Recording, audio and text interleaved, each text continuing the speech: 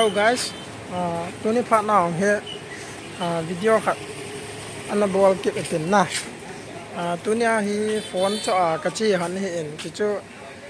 phone kan cho on di hin na chi pa chu ki man cha na niau chang le hin vet deu hen toai sam ga ki tan in ka tin na ka sam he sau wal tan tuni ki man cha na sam cha yang na vel ta lai la hi in na to he lai sam ga ki tan haling ka te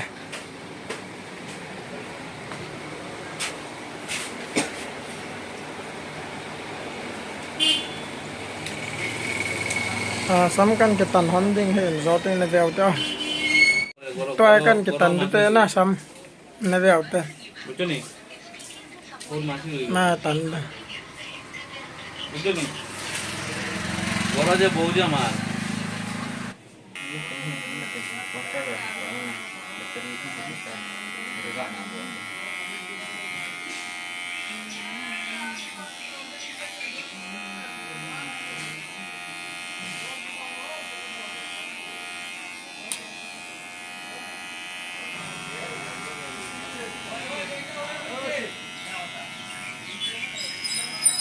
tu chân căn cái chè trái na gà leo tia gió pas tới rồi cái lồm gió ấm này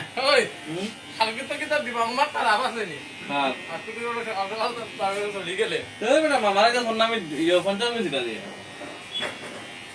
Betul nih. Ayo. Aku itu mbak bedul bang sini. Ayo. Ya? ta cho căn cái chè trái hơn nín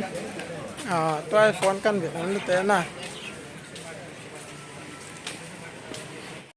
lai ra phone căn việc ăn mobile देखेगा भैया कितने प्राइस बोला price तो lai căn việc ăn thế na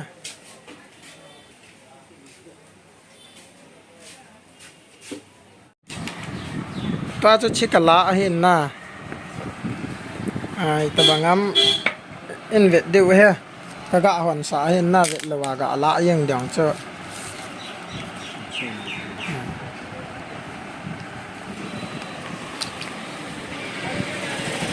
nalsa na vem ga veo ta adangong khat kala be gut hin na chi pa chu kan ka tha pai di hin in vet de we ऊपर main road दिखे आसी chi te na guys kala chu veo se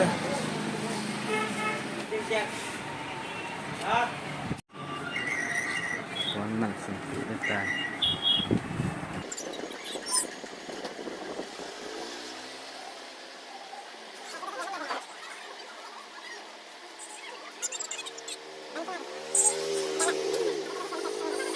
ta cho khat kala ki hanin na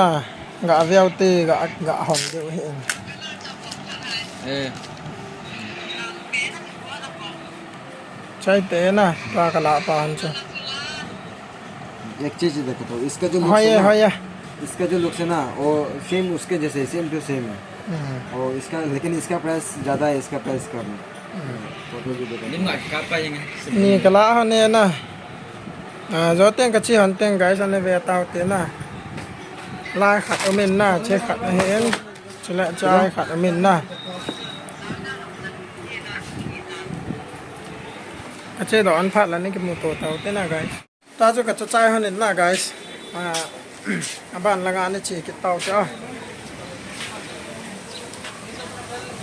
nei wala ki cho ai na ma de he ya la sa ta ko na phone khat cha he phone ka cho an khat pa chui le be nga ka pu in na ke ya da ai he na guys kan cho wa nga cho nga ban ka chi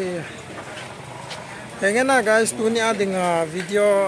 in si ma chu chan chu tan tin na mo phone ka cho hon ji a cho video cho kan si me na bula pat zo ne ge in ve pi ho chunga na chung che wa ki pa thu kan sei honin bye bye